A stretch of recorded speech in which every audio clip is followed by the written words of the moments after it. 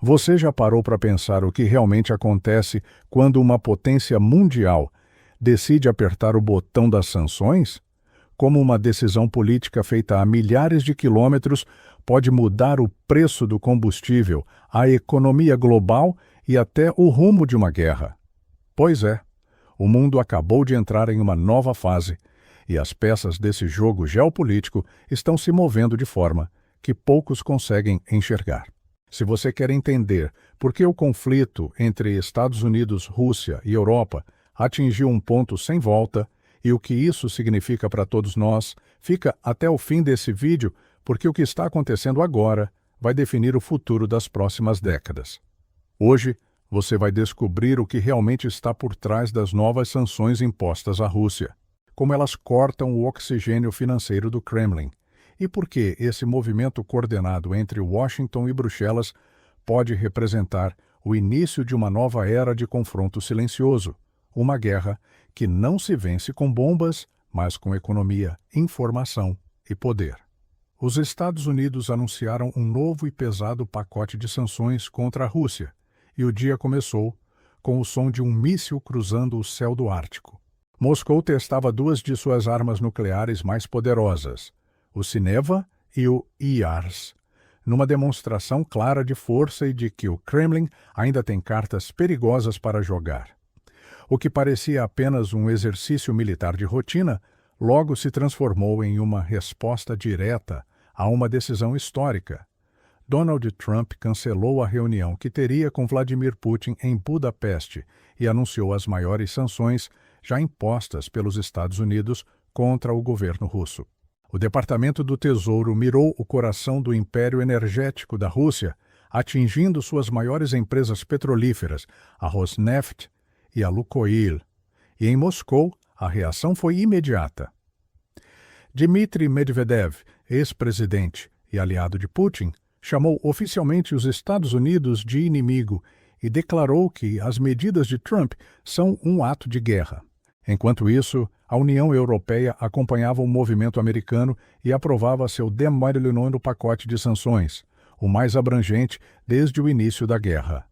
Do outro lado do continente, na Suécia, Volodymyr Zelensky assinava um acordo para receber até 150 caças Gripen, consolidando o apoio nórdico à defesa ucraniana e reforçando a mensagem de que o Ocidente fala agora com uma só voz. O cenário mudou completamente. Poucos dias antes, uma ligação entre Marco Rubio e o chanceler russo Sergei Lavrov já indicava que as negociações de paz estavam travadas. Moscou deixou claro que não estava pronta para discutir um acordo, e com isso, Trump concluiu que o diálogo havia chegado ao fim. O cancelamento da reunião com Putin foi apenas o primeiro passo de uma reação cuidadosamente planejada. As sanções, que pareciam estar engavetadas, foram liberadas em questão de horas. Logo na manhã seguinte, a Rússia respondeu com o que sabe fazer de melhor: exibir poder militar. 2 mísseis nucleares foram lançados em sequência, e um IARS intercontinental e um Sineva, disparado de um submarino. Nenhum discurso, nenhuma explicação, apenas o som que ecoa quando a diplomacia morre. Os testes ocorreram antes mesmo do anúncio oficial das novas sanções, como se Putin dissesse ao mundo que a Rússia não seria intimidada, mas o golpe mais duro ainda estava por vir. Horas depois, o secretário do Tesouro dos Estados Unidos, Scott Bessent, anunciou oficialmente o novo pacote de sanções contra Moscou, o maior já aplicado.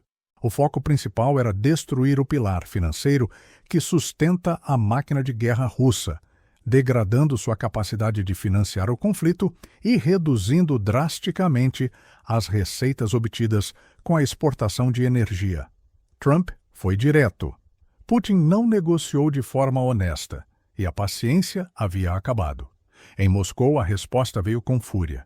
Dmitry Medvedev usou as redes sociais para atacar os Estados Unidos, afirmando que Washington havia cruzado todas as linhas possíveis e que o país agora seria tratado como um inimigo declarado. Ele disse que Trump se alinhou à Europa insana e que, a partir daquele momento, A Rússia não buscaria mais acordos diplomáticos, mas vitórias concretas no campo de batalha e no campo econômico. Foi um recado que escancarou o fim da diplomacia como conhecíamos. No mesmo dia, Bruxelas confirmou oficialmente o novo pacote europeu de sanções, o 19º desde o início da guerra, e dessa vez as medidas foram muito além de gestos simbólicos. A União Europeia decidiu proibir completamente a importação de gás natural liquefeito russo, cortar a movimentação de diplomatas de Moscou, atingir bancos e empresas que ajudavam a Rússia a driblar restrições e até mesmo caçar a chamada Frota Sombra, uma rede clandestina de navios usada para transportar petróleo ilegalmente. Pela primeira vez, as sanções também atingiram plataformas de criptomoedas, bloqueando rotas digitais de financiamento.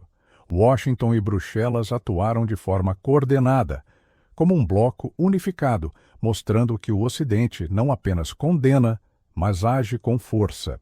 E enquanto o cerco econômico se fechava, Zelensky reforçava a frente militar com os caças Gripen, símbolo do novo poder aéreo da Ucrânia. Ele declarou que o país estava pronto para negociar, mas não abriria mão do território nem da identidade do seu povo, e agradeceu à União Europeia por agir de forma firme em um momento em que a Rússia intensificava ataques contra civis.